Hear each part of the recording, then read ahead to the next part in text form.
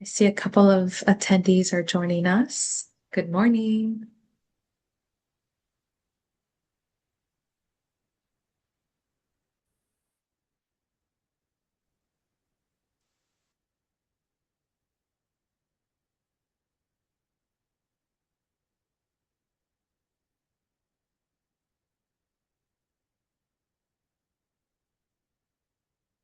Good morning, everybody. This is Frank Comito. I'm with the Caribbean Hotel and Tourism Association and the Caribbean Alliance for Sustainable Tourism. And it's a pleasure to be here today with our crew here, the panelists, and noticing the participants are loading in, and I believe we're going to have quite a few more join us. But we want to get started in the interest of your time. Uh, First, a couple of just general kinds of comments, overviewing the format. It'll be basically myself and Dr. Liz Schaefer from the Nature Conservancy will offer some very brief comments about today and about some of the work that we're doing in this whole arena relative to the tourism industry. And also, then we'll hear from three of the finalists for the Caribbean Tourism Industry Best Practice Stewardship Award for Best Practice in Coral Reef Management and Restoration. And we will have Q&A following that. We should have sufficient time to be able to do that. And as we go along as well, you don't want to hold off on your questions. You might have a pressing question. You can't interrupt into the session, but you can go to the Q&A tab or the chat tab, preferably the Q&A tab, and indicate your question. And we may answer it during the program. We will endeavor to get to it definitely, if not then, by the end of the program. And there may be a couple situations where we might have to do a little bit more research or whatever, and we'll get back to you after the program.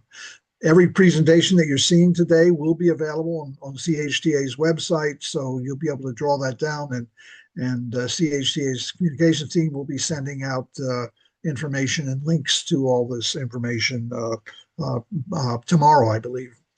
So I'm just going to get started. I certainly appreciate everyone being here, and what we're going to cover today is we're going to profile the successful work of three award-winning industry initiatives.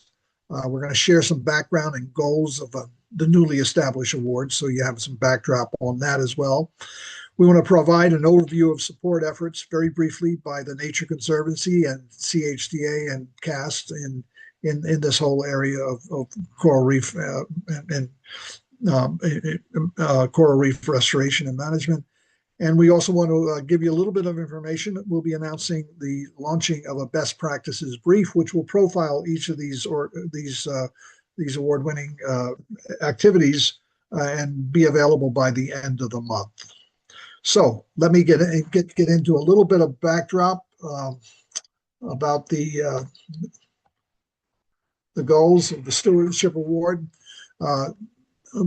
CHTA and CAST and the TNC engaged in research several years ago to kind of understand the nature and the extent to which the tourism industry in the Caribbean was involved in coral reef related management and restoration activities, and also to see that if those that weren't involved, what degree of interest there would be. And that gave us some baseline information. We also, the knowledge that we gained from them helped us to put together a guide, which we'll mention a little bit later. And what we also noticed in the past 2 years, and particularly that industry interest propelled by the rapid decline in the coral reef population in the Caribbean, which we really saw accelerate last year due to warming ocean temperatures, waste runoff, sargassum seaweed, and other threats. So we've been seeing a growing interest by the tourism industry to be stewards and good practitioners. And it's been going on for years, but we're seeing some acceleration of that. That's been encouraging, and we want to help facilitate that. The award itself was created to showcase best practices, exchange ideas, and see how investments in coral reef management and restoration by the industry can actually yield returns as well, not just in a couple of ways. reputational value, guest experiences, and even the ability to market yourself and position yourself a bit differently. Just as a backdrop, CHTA's efforts in coral reef related activities can be found at the CAST website, on CHTA's website, and that's a knowledge sharing site. We've been undertaking a couple of areas of research. We created this resource guide. We've been doing advocacy as we identified policies and regulations which either detract from or can support restoration efforts. We did profile 4 different destinate countries on that and have shared that information in a webinar as well that we did in March. We subscribe strongly to the whole area of partnerships and collaboration. In this whole area, we've been doing some education and training, and we want to continue in that vein. And again, sharing the word, recognizing best practices, and those things have driven our activities. The 3 distinctive best practices that are shared and profiled in the brief, they're going to be rolled out as well. A little bit more than what you're going to see today will be rolled out in a brief that we're just about finishing the touches on, and we will have available. And that'll profile what they're doing, sharing the lessons learned, and demonstrating various ways in which they're impacting and measuring their progress. So I want to congratulate, we're going to get right to them shortly, the 2025 finalists for the Caribbean Tourism Coral Industry Coral Reef Stewardship Award. And they're not necessarily in any order here, but they were all fantastic. Round Hill Hotels and Villas in Jamaica, the Aquanauts Grenada dive operation, and the Jamaica Inn Foundation's White River Fish Sanctuary Initiative.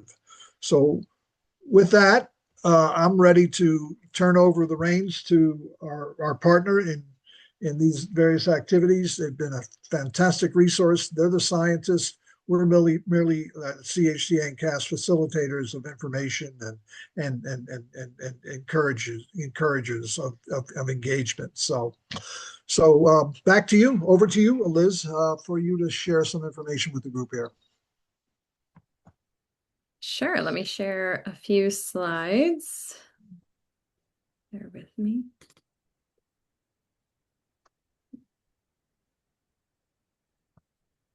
You can see this okay? Yep. Great. All right, everyone. Well, I just want to say thank you to Frank for this really amazing partnership that we've had for the last couple of years. At the Nature Conservancy in the Caribbean, we have been really privileged to work in partnership with CHTA and CAST, as well as a funder for a lot of this work, which is the UN Environment Program, or UNEP. And through that partnership, we have been able to identify different ways in which we can support the tourism sector to engage and lead and be the stewards of coral reef conservation. We realized pretty early on that we have really similar shared objectives, which are healthy, thriving coral reefs to support healthy, thriving communities in the Caribbean. And so this is one piece of a lot of that work we've done together is these stewardship awards. So I'm really excited to have gotten so many applicants in to read about the work being done across the Caribbean.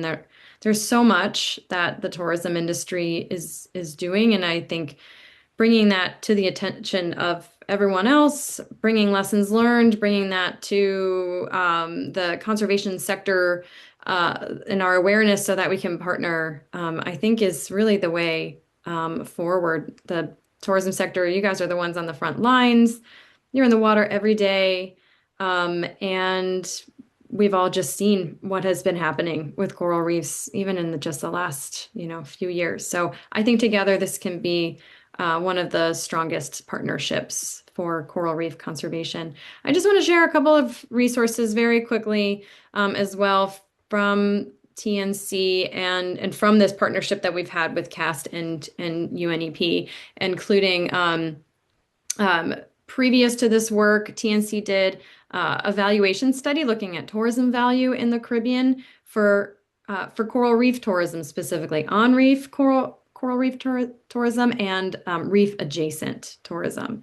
And even though this is it's a couple years old now, and probably the value is much higher, but still pretty staggering, about $8 billion per year from 11 million visitors, and about 10% of regional GDP is coming from just coral reef tourism. So it's a huge, huge part of our blue economies in this region. We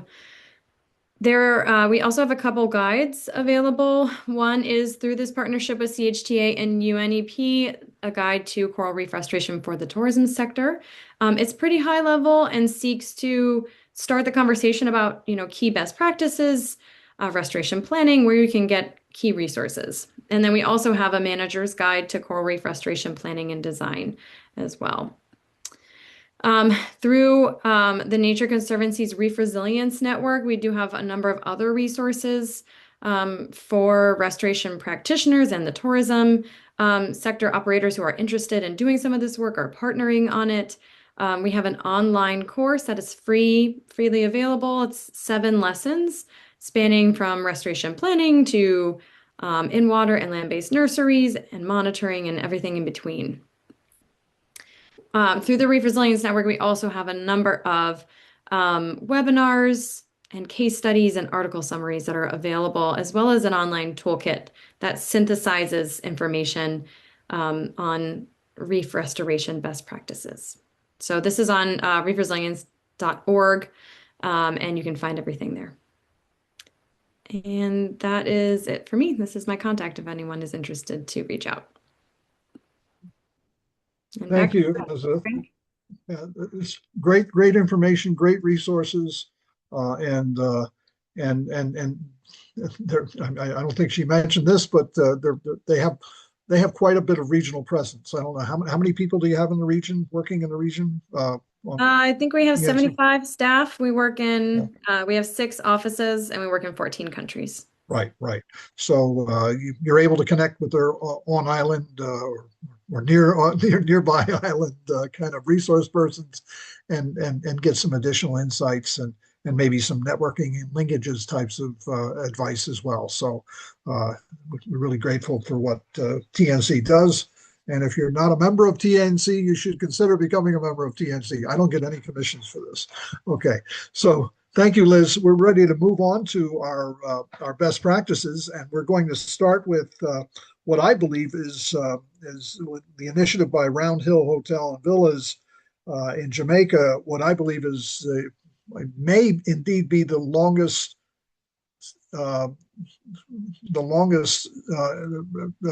activity in coral reef restoration and management by any hotel in the Caribbean. And Dr. Andrew Ross can confirm that with me, but he's going to take you through and walk through about the Round Hill Reef Garden and some of the efforts that they've been involved in. Andrew? Thank you very much, Frank. Can you hear me okay? Yes. Yep. I think so. There you go. I think Goldeneye is probably the first. Possibly Doctor's Cave Beach in Montego Bay would arguably be the first tourism-oriented restoration, even though it was more of a play site in grad school. Then Goldeneye, and then that sort of worked forward from there. Yeah, thanks very much. My name is Andrew Ross. I'm going to tell you today about. I'm with we have a firm called Seascape Caribbean that's actually a private contractor in the coral reef restoration space, theoretically aligned with tourism, primarily related to tourism. Under landscaping and soft engineering themes is where we sort of go that way. So Round Hill Reef Garden was a bold house reef improvement by the Round Hill Resort and Villas. So to give a little bit of Caribbean context, this is important, is we have an important sort of shifted baseline within the idea of restoration. So prior to 1980, this is what a Caribbean reef looked like in the shallow. Just have a look at this, let this soak into the back of your head. It was dominated by 2 species within the Elkhorn Stegodon complex of the genus Acropora. And the key is the color. They all were this color. So broadly speaking, the Caribbean only has 50 species of coral. And historically, 50% of what you would see on the bottom, shallower than, let's say, 10 meters, was at least one of these 2 species of coral. The staghorn coral, as the lower of the two photographs, has a finer branching, more cylindrical morphology, and it was phenomenal habitat. You just would get large expanses of these interlocking branches, and every baby fish wanted to live in there, lobsters, et cetera, et cetera. Whereas the elkhorn was a great structural brute that made this lattice structure of branches right up in the shallow, which protected the back reef habitats of seagrasses, beaches, dunes, and ultimately downstream back reef staghorn thickets.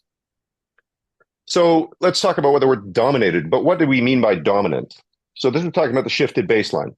So basically elkhorn coral from 3 meters deep on the Jamaican north coast would be right growing to the surface, to the shallow, to the low tide mark in these profuse, dense, branched thickets, lattices. The elkhorn's colloquial name is actually pond tile, because children would walk around on the surface and fish in between. And when we say pond, because downstream of that was flat. You'd have rough water on the seaward side and flat water on the downward side. And it's golden. Gold is the natural background color of a Caribbean reef, as reflected from the clouds. Now, this is an endemic condition to Northwest Atlantic, aka otherwise, the Caribbean, and it's an important part of brand within the tourism context and tourism conversation. So this is Fragments of Hope. This is a restored reef in Belize. These corals were not there in 2000, and they are there now. So what happened in between 1980 and 83, at least in Jamaica, and elsewhere it took a little longer. Up to 98% of these corals died due to a disease event. It led to a rapid change in color because you lost that gold, and then a rapid change in the nursery habitat quality because you lost all of the other elements of it being a living system. Because it was made of branches, it eroded and fell in storms, which meant you had a rapid change in depth, rapid change in rugosity, and basically a rapid change in the amount of wave energy that could get over the reef. Which led to coastal erosion, beach area loss, beach area and sand losses, changes in the quality of the sand, seagrasses being ripped up and then deposited on the sand, which impacts your beach quality. And then it was a degradation also of the fishery, productivity, and livelihoods. So Jamaican North Coast was particularly magical in this regard. So the Redding Reef east of Montego Bay was one of Jacques Cousteau's favorite places in the 1970s, in the early 70s, and one of his greatest heartbreaks in the 80s. Now, Round Hill's longtime multi-generational owners, visitors, they remembered that. And this became very much part of the conversation as we developed the project, which was nice. So in 2016, Round Hill Resort and Villas in Hopewell, Hanover, just to the west of Montego Bay in Jamaica, engaged us, Seascape Caribbean, to develop basically a turnkey snorkeling garden of their house reef, basically an extension of their existing landscapes into the sea as a recreational event, and also with the green branding and so on elements related to that. So it's about 3.5 hectares of a de facto no fishing area under Jamaica's Beach Control Act. It was buoyed out, but it was never really it was socially enforced as opposed to being, more draconian about it. And into that space, we cultured and planted in excess of 4,000 corals over what ended up being 4 years. The intention was to train and employ local spearfishers. COVID got in the way of that, but we did bring on one guy who was an absolute rock star, and we still employ him for other work all over Jamaica. So this was our office. So John and I, this was our office for 4 years, which is pretty good. Thanks very much to Joseph and Round Hill, because it was really, really fun. Give you some context. Jamaica in context of Cuba and Florida, Round Hill in the context of Jamaica. So Montego Bay is just to the east with the airport, and then Round Hill itself, where the project was. And this is our sort of high-test drone imagery of the site. You can see there's quite a bit of reef on the deeper side and right up on the shallow. And as I said, historically, this would have been gold. And so everything that looks sort of brownish and into the bluish stuff on the bottom would have been hued with gold. And that was the intention of the goal of where we went with this thing. So in 2017, we got our permits, and we started off with 200 locally sourced nubbins of staghorn coral. It's where everybody starts, and it gives you a good idea of how things are going to work. And there was a decent amount of staghorn coral in the area as well. So we sent them to what we call BDL, or buoyant dropline coral nurseries, just because they're low maintenance and this type of coral really likes them. And this was immediately offshore of the resort, so guests could see everything that we were doing. We continued with BDLs, primarily in staghorn coral through the duration of the project, right up to 2019 into 2020, when we just got into a full planting mode. And the first nursery corals were planted that summer and they really gave us an opportunity, unfortunately, to see how many predators were in the area. So a lot of our efforts started going at that point into maintenance. We also had a high temperature spike event in 2017, which basically allowed us to curate our population. So we had a number of genetic lineages within culture, and the ones that turned white or stressed in that bleach event, we didn't use them anymore. We also took that opportunity to scan around the whole area and map out the ones that didn't bleach and didn't care, and we started really working on those ones. This is Mr. Weston Bingham, an absolute rock star. We took him on in 2018, and his initial primary job was collecting the unsightly green hair algae that was occurring right up in the shallow reef, and he was also involved in every element of this right the way through. His speed in planting corals is quite astounding. So in 2017, it became apparent by the end of 17 into 18 that we'd bitten off a lot. And within regular, what we call horticultural themes, we were going to be hard pressed to get to our counts and ultimately to cover 3.5 hectares. And so we started looking into other themes, one of which comes from agroforestry, which is basically a silvicultural theme. Whereas rather than planting a relatively small number of larger corals that have taken more time in the nursery and ultimately cost more, and then you have to take it from there where you don't want it to there where you do want it. And we sort of skipped those steps. And we developed methods, rapid planting methods, that allowed us to reduce the amount of time in nursery and planting so that they grew where we wanted to grow, where they were intended, in order to cover the space, albeit we now had to wait for them to grow in. And to a certain extent, we were hoping to overwhelm that predation level. In this, we invented a couple of different devices for rapid planting, which we still use. There we go. So the original nursery within with silvicultural theme is what you're looking at here. It was just offshore of the pool, so snorkelers would go out and see it. And it was part of the glass bottom boat tour. It was ultimately a 10 by 20 foot frame surrounded on all sides with various line nurseries and rope nurseries. And in the original iteration, coral nubbins, little tiny coral fragments, were threaded into a taut line within the frame. And ultimately, we changed that into a wire in order to be able to remove them more effectively and the device itself not to be so structural. And then ultimately move to a clip, which is where we are now.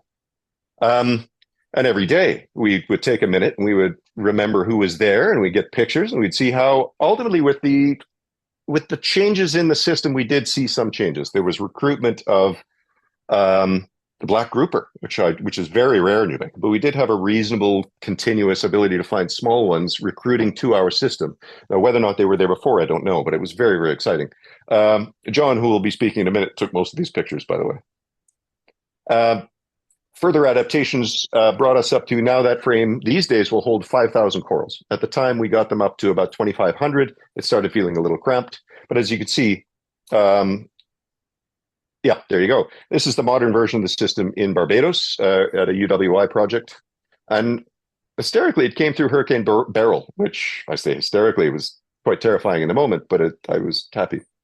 And ultimately, the coral is planted that big. It goes onto the nursery, a tip smaller than that, and all we ask it to do is heal, secure itself to the planting device, which is ultimately a little washer, and then we can plant it. And you literally plant it with a masonry screw, which allows us to plant enormous numbers with fishermen on snorkel, which is really where we were trying to get to. As we can move away from scuba into snorkeling, particularly into snorkel use, it allows us to work at greater scales in the shallow, which allows us that hydrodynamic protection of coastline, theoretically the soft engineering, as well as the aesthetics of the gold and then the snorkeling. That's where your snorkelers are.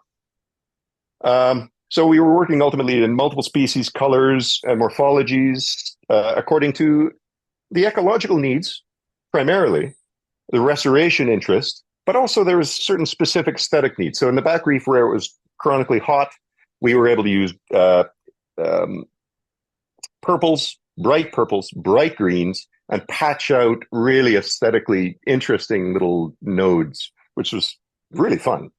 Now, unfortunately, it was back reef where the water was warm and everybody was snorkeling on the outside. So John and I were really, and Weston and I were really the only ones who got to see it, but so it goes. And ultimately, this is sort of where we got to. Our last visit before the 2023 bleaching event, we'd been off the site for a couple of years by that point, but still paying attention. And we were getting into at least preliminary redevelopment of dominance in elkhorn coral right up in the shallow sites.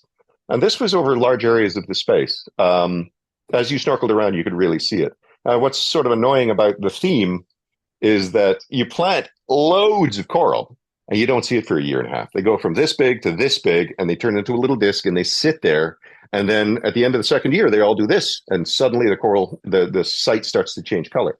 So yeah, that's part of the fun though. And Round Hill within the theme, they allowed us a lot of leeway to work around and figure out the best way to implement the project, which was Joseph's flexibility and all this, and the board's flexibility was really, really helpful.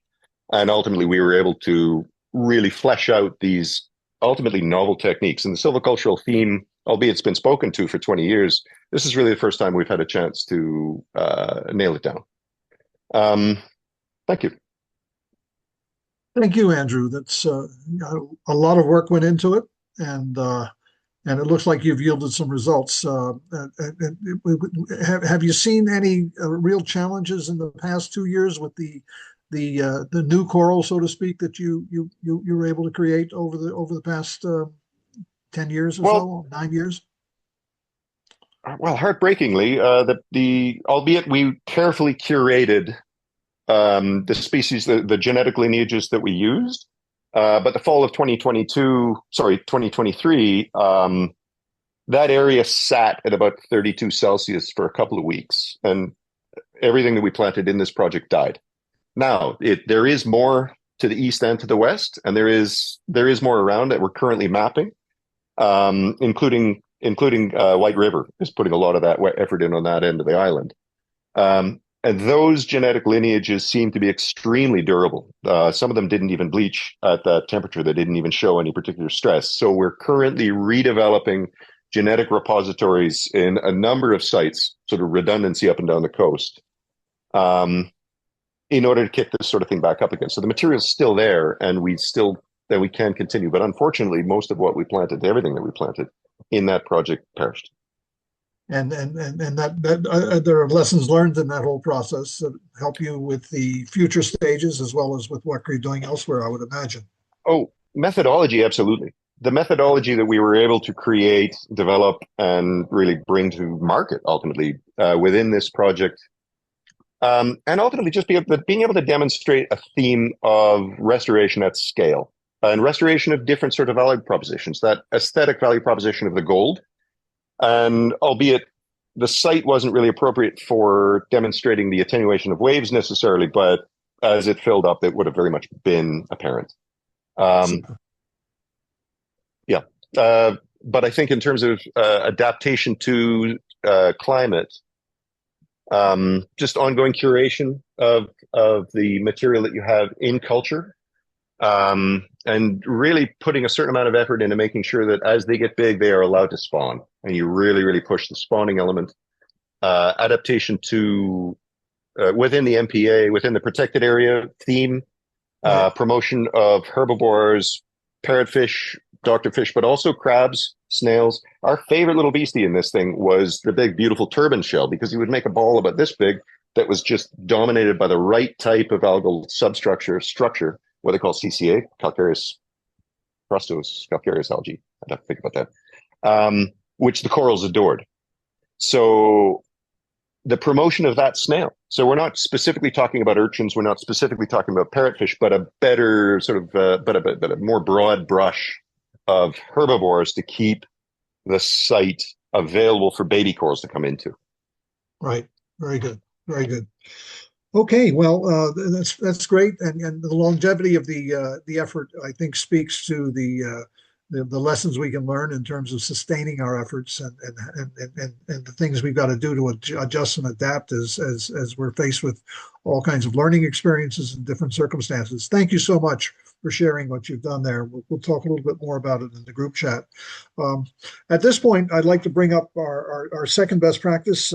It's a little bit unconventional than the traditional ones, but I'm going to allow them to share with you. It's a group called Aquanuts out of Grenada, and it's a dive operation and other things that they do. So they're going to share that with you. Tiffany Gear, I'd like to welcome you and invite you to provide some background information on your initiative there in Grenada. Thank you, Frank. And I just want to confirm with everyone that you can see the screen. Is that working? We got it. We got it. Okay, perfect. Oh, okay, there we go. All right, cool. So yeah, thank you so much. Really appreciate being here and the opportunity to share what it is we are doing. So my name is Tiffany. My family and I run Aquanauta, which is a dive shop based here in Grenada. And we took an invasive species and turned it into a community through various initiatives that I'll be sharing. Stuff. There's my mom, my dad, my brother, and myself. And we first really had this dream of running a dive shop for about 6 or 7 years. And we were just finding what, would be for this project. Always knew that the core, it would have engagement and technology at its core pillars, create a lot of future generations. We knew, unfortunately, there's a lot of devastating issues happening to the ocean, but we also knew that scuba diving is a very powerful platform to be able to teach people about what's happening and, most importantly, the solutions that exist. So when we took over, oh wait, sorry, skipped. So basically at our core, obviously we're a dive shop. We have an amazing local staff that we work with. We do snorkeling, scuba diving, and various conservation initiatives, from single day events to multi-day collaborative festivals. Yeah. Going into the problems. So when we took over January 1, so obviously during the height of the COVID pandemic, travel, as everyone remembers, halted. It was a tough time to take over a tourism business. However, it gave us the time to be able to bring our vision to life. So one of the things that we witnessed is that during the pandemic, obviously there's less divers in the water, which means there was less people hunting lionfish. And so Caribbean region, obviously very accustomed to lionfish as the invasive species. They eat twice their body weight every single day. They reproduce like crazy. And something that we watched, they continue to take over the reefs. And so during the time of obviously no travel little travel happening, we also had a local that we really wanted to be able to take care of as well. So we tried to figure out, all right, well, this issue is happening in our local oceans, and also we need to get staff hours. So don't we start doing lionfish hunting, creating a community initiative to really get engaged with the local community, because that's what we always want to do. So basically we realized, let's launch something in collaboration with the local brewery that we already love.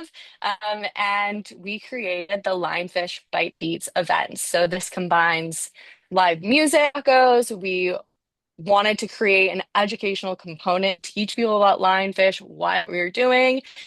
And then, of course, have a lot of fun in doing it. So the solution that we created to combat the lionfish population, a little bit more about it. The Lionfish Bites and Beats core on conservation, education, and entertainment, trying to make conservation initiatives fun. So for the conservation aspect of this, we were hunting the invasive lionfish species, which is protecting our local reefs and our juvenile marine species. We took So basically, we would do all of the lionfish hunting. We would fillet all of the lionfish, provide about 50 to 70 pounds of fillets to the Weston Lee's Brewery, and their chefs would turn it into lionfish tacos and lionfish and chips with their beer butter. That's absolutely delicious. And all of the we also started creating handmade library with the spot as well, so it was available for sale.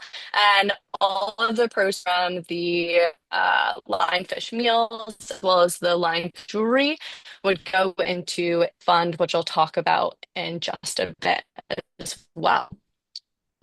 The again, we didn't want to just throw a party. We wanted to actually educate the community about what was going on and why we were having this event. So we had live music, which is actually my dad is the guitarist. There's my brother who plays bass. One of our other staff members plays the drums. We have some local friends that come in and join, play guitar, play bass, keyboard. It's a lot of fun. So they are live music that play more jam band type of music, which is just keeps the vibes up. At set break, we would do a live demonstration on how to fillet a lionfish. So is we like to call him the expert lionfish hunter. So he would teach everybody about the lionfish, why we're hunting them, why we're eating them. His catchphrase was, "We got to eat them to beat them." And he would teach people about how to fillet it the safe way, which is cutting off all the spines. And then he would also teach them about how the crew does it, which is the fast way. When we're collecting about 50 to 70 pounds of fillets for these events, they don't have the time to really cut all of the fins off. They actually just straight go for it and fillet it with the spine still on. So it was a fun experience for the guests to be able to see not only obviously how you would safely do it, but also like, all right, these are how the masters are doing it as well. So that would be more of the educational component to the event, is just raising more awareness about lionfish. And then, I did touch on the entertainment. So also for some of the events, so like for Earth Day or during Grenada's Dive and Conservation Festival, we would throw in raffle prizes as well. Once again, another great way to get people engaged in the conversation and engaged in the event. The raffle prizes that we would sponsor, one would be like a lionfish cookbook. We do the lionfish jewelry, stream to sea sunscreen. So it's all conservation based as far as the prizes that we're going. And then of course the brewery would throw in some beer as well for guests too. So kept it a lot of fun. We try to spice it up every once in a while. So we had presenters come to be able to talk about various initiatives that they're spearheading. So then participants and guests could actually learn more about various eco initiatives happening on island as well. So that is basically the core foundation of Lionfish Bites and Beats. Now, when we took over the business in 2021, again, there were a lot of lionfish on the reefs. So we were doing these events monthly. Thankfully, it was a great success, and we faced the issue of actually finding less lionfish on our reef. So now today, we actually host 2 to a maximum of 4 events per year, because most of the events actually we have to go to the offshore islands off the north coast of Grenada to get enough lionfish for these events. Otherwise, you're seeing 1s and 2s really on our local reefs where we take divers, versus up in Isla Giron, for instance, it's a very lesser explored area. And so you'll still find the abundance of a pack of 10 lionfish in one area. So a great problem that we actually had to cut down a little bit on our events. So they're no longer monthly, but they are still annual. We have, for the very first time, last September, we had an event and we actually fully sold out of 70 pounds of lionfish. So that was absolutely amazing. And now, this past term, it was in February, we hosted our last event. And we actually had some students from the nearby medical and veterinary medicine school that arrived 2 hours early for the event, did some homework, hung out, just so that they were like first in line to be able to get their meals. It's been an amazing turnout each time. You can kind of see the picture of how many people are coming. And so what started as, a local initiative to get engaged in the local community has really turned into an exciting event that everyone's looking forward to. People are always asking us, when's the next one? They want to have some lionfish again.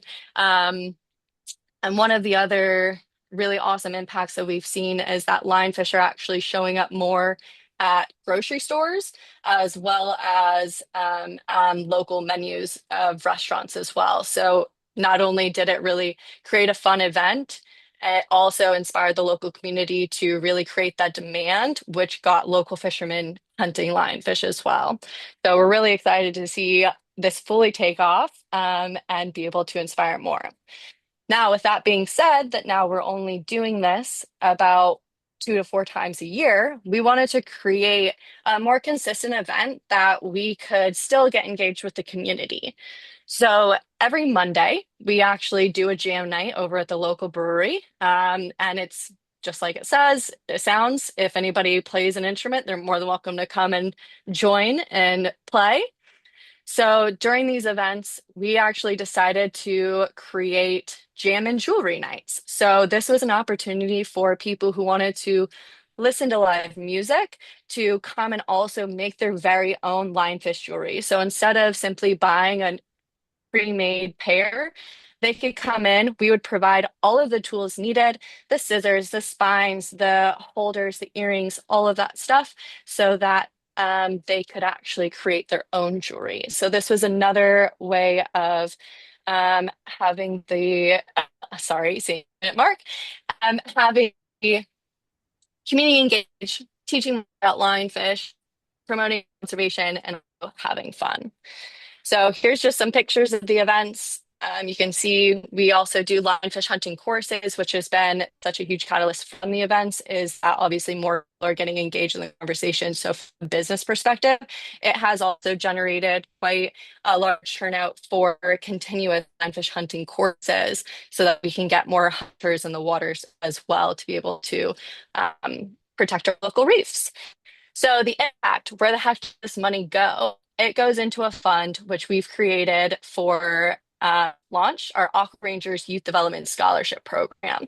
So what this is, it's basically a 2 to 4 year program that was originally designed for students studying marine biology, marine wildlife conservation biology at St. George's University and or CARICOM locals who are passionate about marine conservation. The problem we found is that people are really passionate about marine conservation. However, they don't have the resources to get scuba certified, pay for diving, really get that hands-on experience so then when they graduate, be able to get a job because now everybody wants more experience, but they aren't able to afford it. So we have actually raised through our lionfish hunting initiatives over 13,400 US dollars to be able to create this fund where we create scholarships for local students to be able to get that experience. They're doing reef surveys, they're being sponsored scuba certifications up to a professional level. So open water advanced rescue through through rescue. And then if they want to get engaged in Dive Master, we give them a very heavily discounted offer as well. And then anytime that they're diving with us, it's free to them. What they do is that they take reef surveys. And so they're engaging in citizen science every single time they're in the water. And we're just making sure that, our staff is supporting them and ensuring that their trim is solid, their propulsion is really great as well, so that when they can get involved with jobs in the future, let's say coral restoration, then they are solid divers that anybody would want to be able to work on their project. Oh, sorry. So this basically covers more about what exactly this program entails. And the ultimate goal of this is to empower local youth to be able to get jobs and or create their own businesses within the blue economy upon graduation, being able to pursue a career that they are passionate about. What's next for the Aqua Rangers program? Well, we're actually really excited. This is in its baby stages, so we're going to continue expanding it with goals of launching our very own coral restoration project this year, as well as getting this program up to the AAUS standards, which is basically scientific divers, further ensuring that they can land those jobs and or create their own businesses in the blue economy. So yeah, sorry, I've kind of skipped through. There's a lot to share here. I'm trying to get on that elevator pitch with this, but there's a lot to cover. You guys will be shared these presentations as well if you're interested in learning more about this. But yeah, right now we're in the foundation stage of creating our project. We've collaborated with local projects, and now we just want one that's closer to our dive shop so that we can do all of the monitoring and maintenance necessary for it and really getting those experience well in the whole process. Here's a recipe for replication. If you want to do this yourself and start your own lionfish hunting project and creating your own circular economy for coral restoration projects, here's the recipe, and hope you're able to launch it and have a very successful and powerful initiative. Thank you. Here's our contact information if you have any questions. Very good. Thank you, Tiffany. And certainly interesting that your last slide mentions recipes while you're talking about food and making it fun and so on. I think I counted 14 times that you used the word fun, which I think, and how it translated into education and awareness building, which is really important. Yeah. I just have one quick question is on the measuring success. You've seen a reduction of the lionfish in the area. In areas where you've seen that reduction, have you seen any changes in the reef environment, which not necessarily can be attributed just to that, because we know there have been other factors that have come into play. But to what extent do you think you're having an impact that way as well? Totally. So lionfish typically go for juvenile species. And so what we're finding on those reefs is that you do have actually more of a juvenile species presence. So, you know, we're not necessarily have the scientific data to prove that, you know, this is having that impact. However, seeing less lionfish, seeing more juvenile species, which we hope is obviously a positive impact from this initiative. Very good, very good. And having in one of my previous trips to Grenada, having had lionfish tacos and lionfish ceviche, I can attest that it's delicious. Actually, it's a great fish if you haven't eaten it. It's very moist, and every bite makes you feel like you're being a responsible steward of the environment as well. So, okay, Totally. great, super. Thank you. You know how to get to the hearts of Caribbean people: food and entertainment. Absolutely, great. We're going to move on to our third presentation, and it's every one of these I think is a different approach and a different engagement and so on. And this one comes to you from the it will be about the White River Fish Sanctuary and the Round Hill Foundation, which is part of the Round Hill Resort, was basically a sponsor of making this happen initially. So we're going to hear a little bit from Jonathan Hernold, who's the manager for the White River Fish Sanctuary, and he'll give us some insights into another very distinctive type of activity. Jonathan. Hi everybody. Yeah, so I'm here to talk about the White River Fish Sanctuary, which was mainly in part started by the Jamaica Inn Foundation. So to start, just give you a little back context here. So the White River Fish Sanctuary is located in Ocho Rios, Jamaica. The White River itself flows directly almost right down the center of the sanctuary. It's 1.3 square kilometers in area or 3.5 kilometers in length.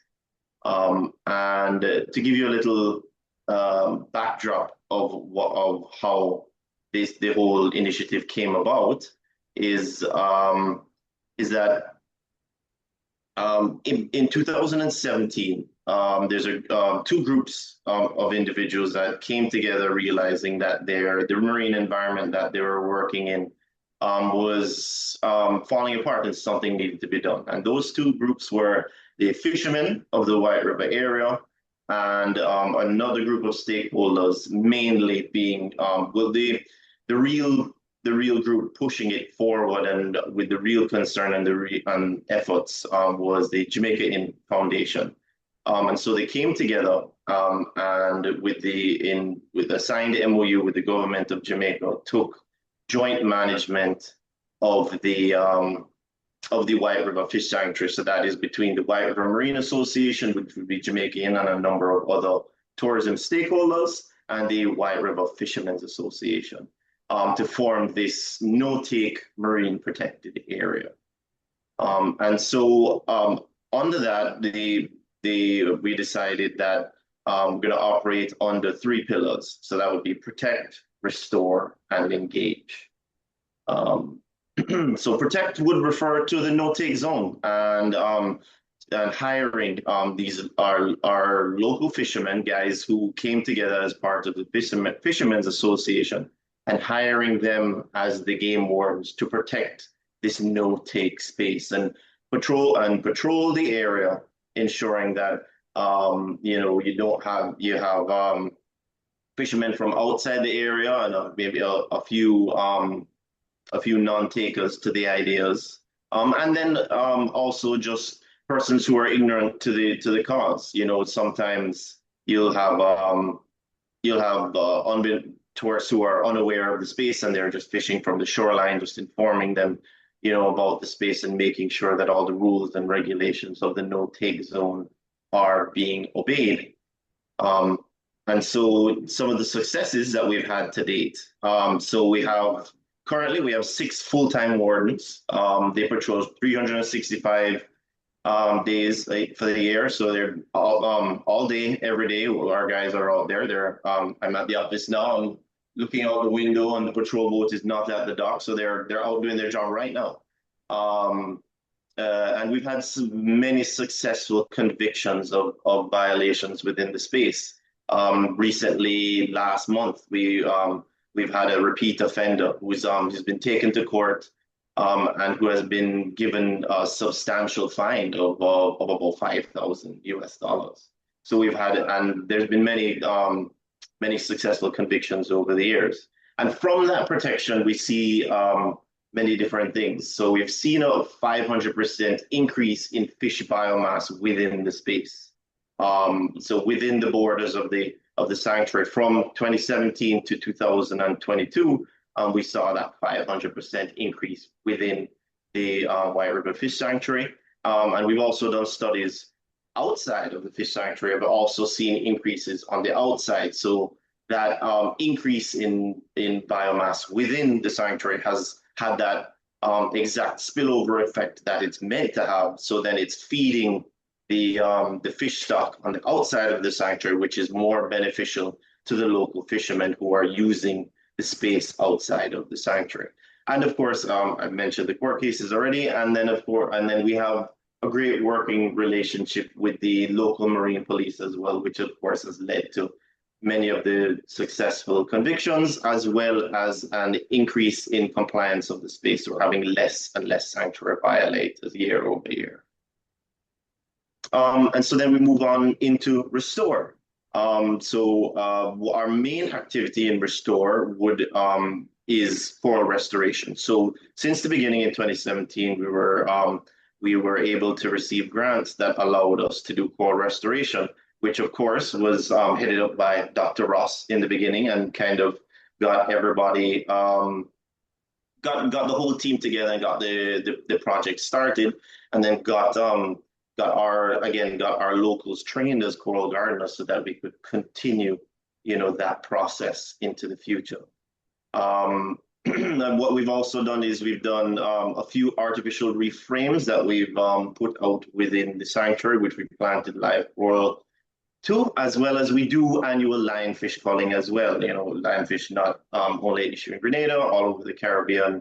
And of course, when we have them within the fish sanctuary, we collaborate with the Fisheries Authority to get our exemptions to fish within the space, because unfortunately, lionfish still fall under the category of the no-take zone, but we're very easily able to get permits to remove them from this space annually. So we do that annually. Of course, just some images of our coral restoration over the years. But of course, a lot of us are probably familiar with this picture. We of course have had hiccups with the bleaching events in 2023. Dr. Russ explaining how hot it was getting here as well. And so we had the same issues here in White River. And so we had massive coral bleaching and coral death inside the sanctuary as well. And unfortunately, of our same propagated corals that we were working with.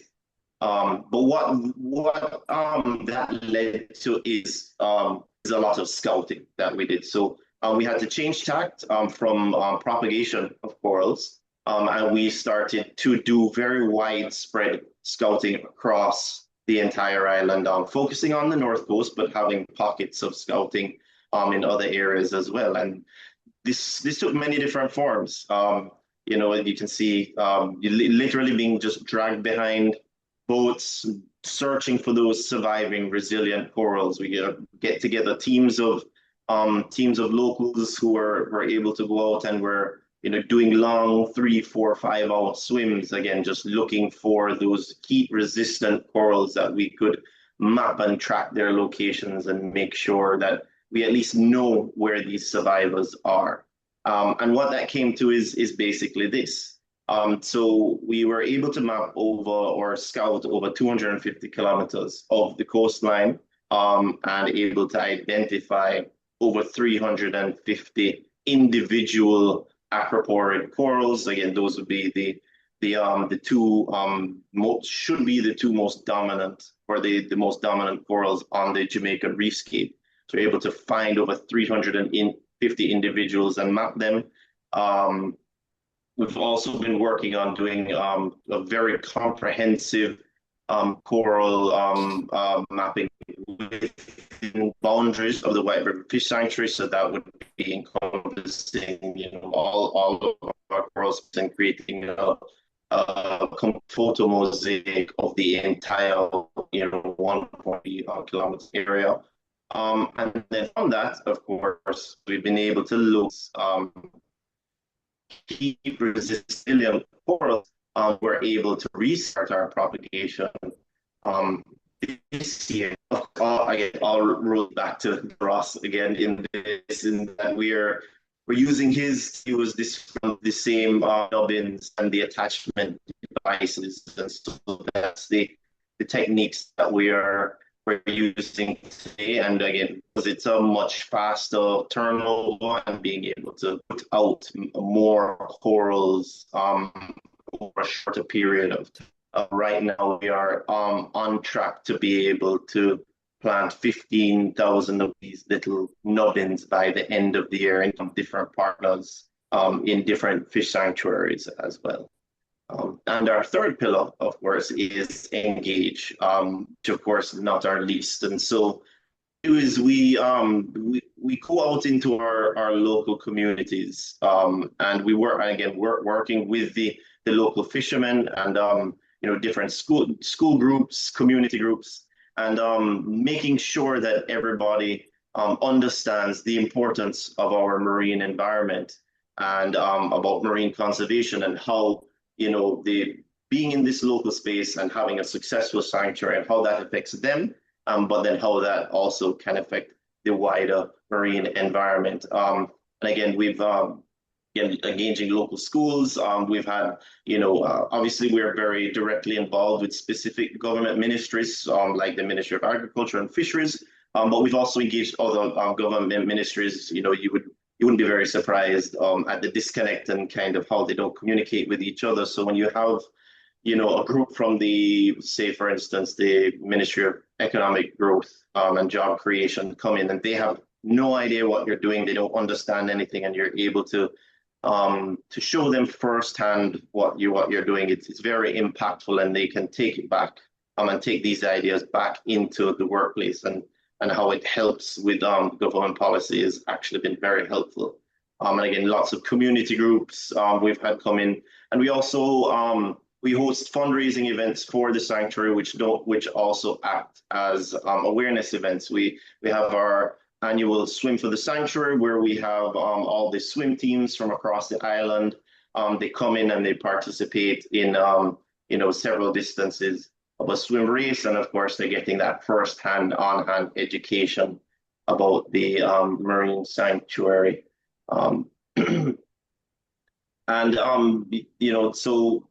We have again, through these three pillars, we have quite a holistic approach. We've seen great successes over the years. And just to end, this is kind of the most beautiful picture we have of our space. That's fantastic. Jonathan, great job. I mean, you guys have really taken a calculated approach to this. This whole issue of scouting I find fascinating, because you went out, you're trying to find basically the survival of the fittest, if you will, and learn from that and adapt that into your other areas as well. So that's very impressive and helpful for folks to know.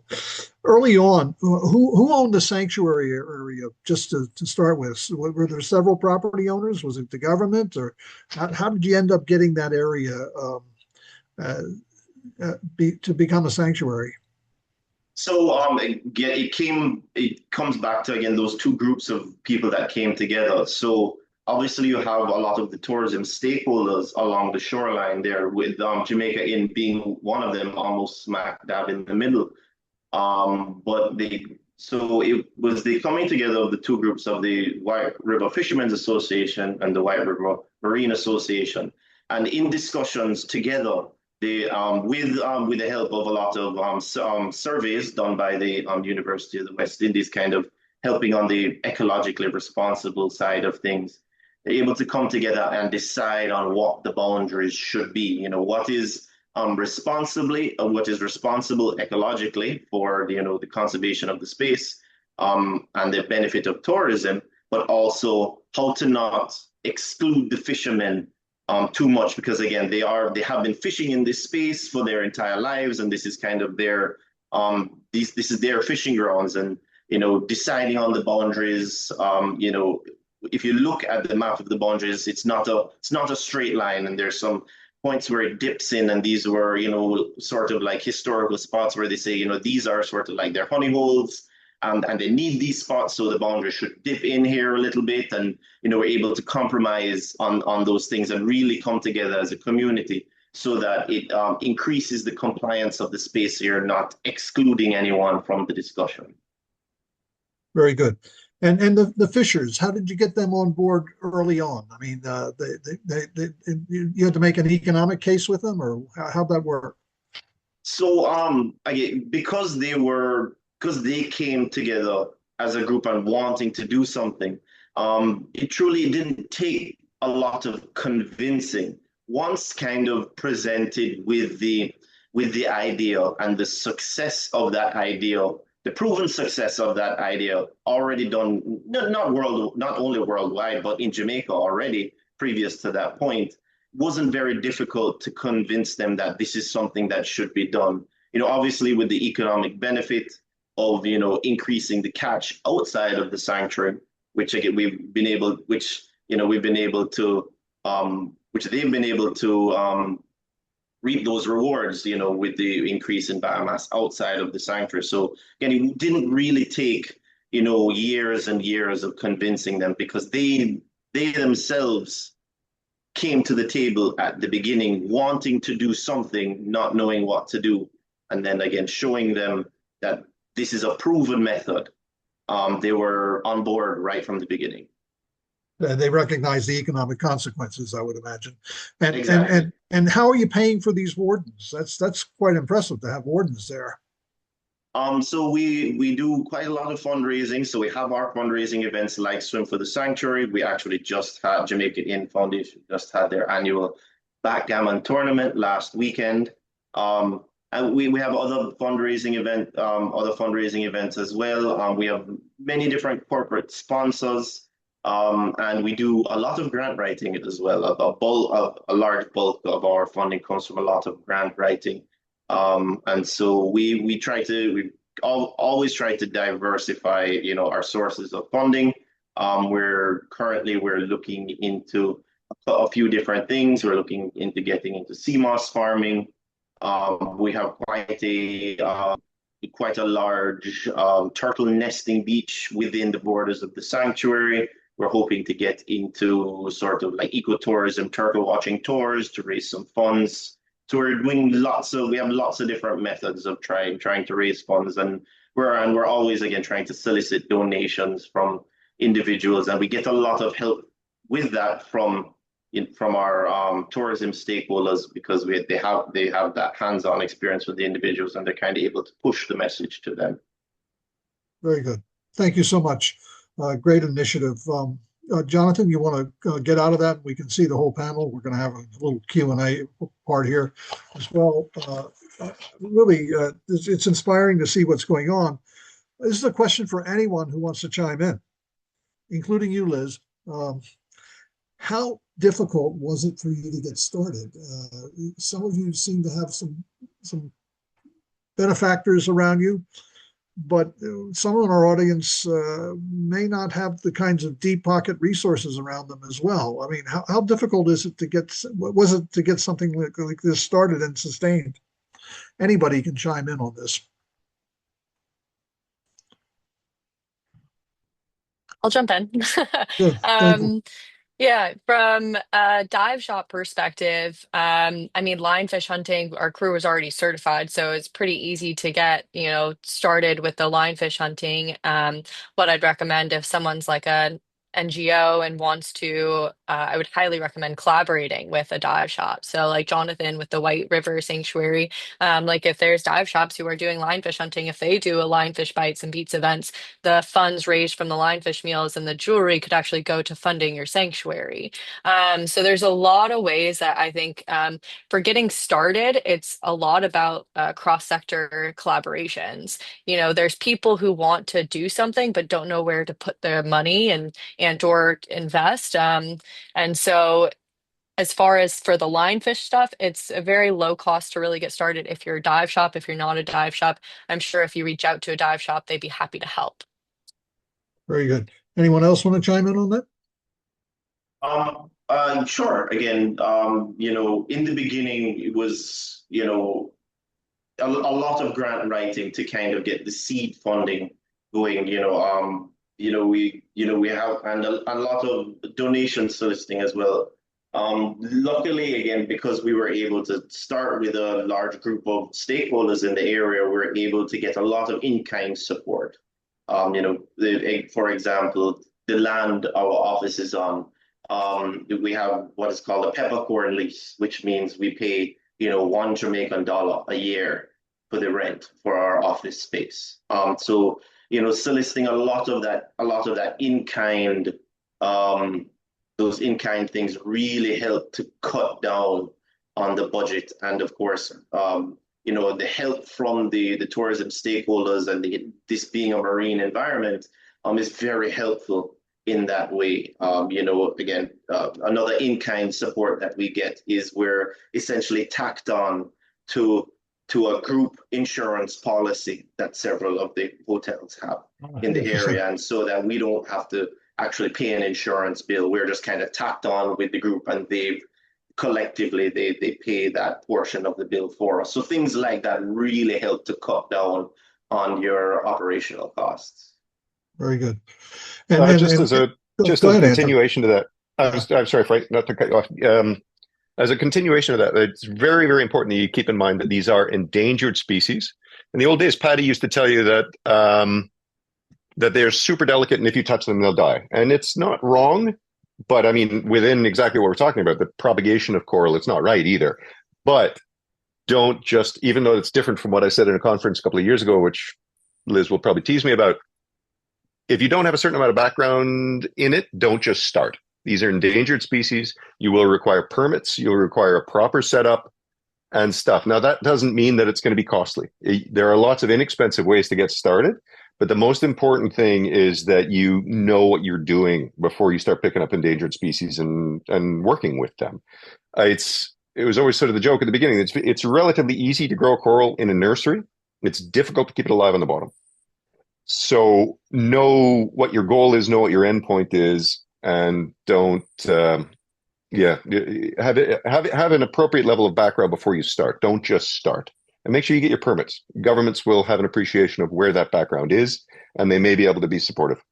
And if there's other projects already happening, or a university or grad students or anything like that where you can get started that way, take on all the support you can. Everybody's willing to help. Contact John and I. We're here. And Liz, TNC, they'll support you. Sure. Great. Leveraging your resources is really important. We have a saying in the industry often that I think is very appropriate here to process, and that's if they help to write it, they'll help to underwrite it in resources, both cash as well as in-kind resources. And keep that in mind. The tourism industry, sometimes they won't come to the table with cash, but they have the ability to help in other ways, with events, with giveaway rooms for fundraisers. There's all kinds of other ways in which you can tap into them. What stakeholders? We've mentioned a number of the stakeholders in the process, and Andrew, you just mentioned the permits and government and so on. Is it typically what, the fisheries department? I mean, who's usually the key stakeholder on the public sector side of it?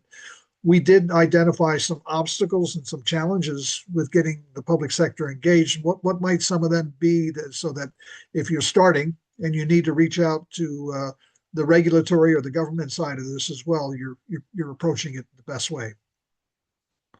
Anybody? Most places will have somebody who deals with endangered species or wildlife. That's probably where to start. Fisheries, coastlines, all of that kind of stuff. And ultimately, if you start the conversation with the one person, they'll tend to be able to guide you to who you really should be talking to. Sure. In Jamaica, we deal with everything under a single roof kind of thing. In theory, fisheries also, but the one roof is under the National Environment and Planning Agency. And so we have to get Beach Control Act licenses for impacts to the seafloor related to the nursery and to planting, but then the actual harvest and husbandry is under a different act, specifically because corals, hard corals, white corals are protected species in Jamaica. So as an endangered species, protected species, we have to have that part too. Sure. Anyone else want to comment on that question? Well, Andrew's exactly right. But in terms, because we have different approaches as well, multi-pronged approaches. In terms of the no-take zone for us, that's a Ministry of Agriculture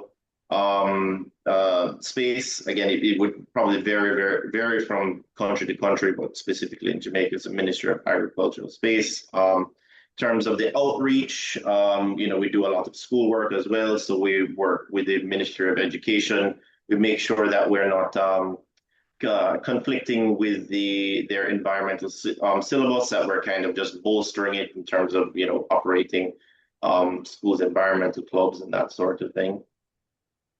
Very good, very good. Well, we're wrapping up at this point, and I'm going to give every one of you an opportunity to offer some a closing comment.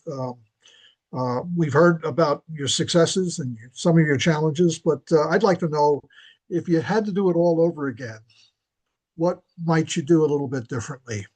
Just if you could answer me, each of you answer me in a minute or so with that kind of response.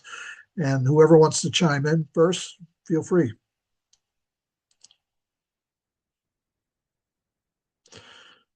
And you all did a pretty good job, so I don't want to shine any negative on it, but at the same time, lessons learned. What might you do a little differently? I'd have started earlier, probably. Yeah. Sure. My knees and hips, my back. I'm a little old for this. Okay. Sure. Jonathan, you were going to say something? Sure. Yeah. On our side, public awareness has always been an issue. We are well established in the space now, but it has taken a long time, and even still, up to, I would say, even a week ago, going literally 10 minutes inland from the coast, wearing this same exact shirt, still actually along the White River Valley, the White River itself, person's asking me, where is that? Because they know the White River, but they don't know the White River Fish Sanctuary. So being more being more active with that outreach and public awareness side of things, trying to get more people knowledgeable about what you're doing. I think that would be always a focal point. In conservation, we don't tend to think about marketing so much, but it really and truly that outreach is marketing at the same time, which is very important. The same way a hotel is, they live and die by their marketing. And so in terms of a space like us, in terms of the conservation, I think we really need to start putting that whole marketing aspect as definitely, if at least equally important to the message and our operations. Very good. Very good. Tiffany, any closing thoughts? Yeah, both of them were absolutely fantastic. I would probably piggyback off of Jonathan is that we've done a good job of like marketing the lionfish bites to beats events where they've gone further, but which is funny because I'm the marketing manager too. But I could do definitely a better job of marketing the impact that's actually happening with the Aqua Rangers program to continue the momentum and actually take it larger. And that's something we actually just recently hired a new member on our team that has a marine biology background and degree. And so she's going to help us take the Aqua Rangers program to the next level. So I just wish we would have had someone like her a little bit sooner to be able to make sure that this program is as successful and as powerful as it can be. So yeah, that's. But all of you have laid an incredible foundation and are doing some great work. The region and the industry certainly has to be appreciative and learn more from what you've done. And in terms of learning more, this information will be made available to everyone tomorrow. It'll be shared as well. As I indicated earlier, our brief on the best practices will be available electronically within less than 2 weeks. So we're looking forward to sharing the good work that everybody's doing, and hopefully we can propagate in other ways. Thank you so much, everyone. Yeah. Thank you. Really appreciate your support in having this panel and amazing work you guys are doing. So thank you guys for having me. Yeah, thanks for having us. Really appreciate it. Thanks, everybody. It's been fun. Thanks so much, everyone. Thank you.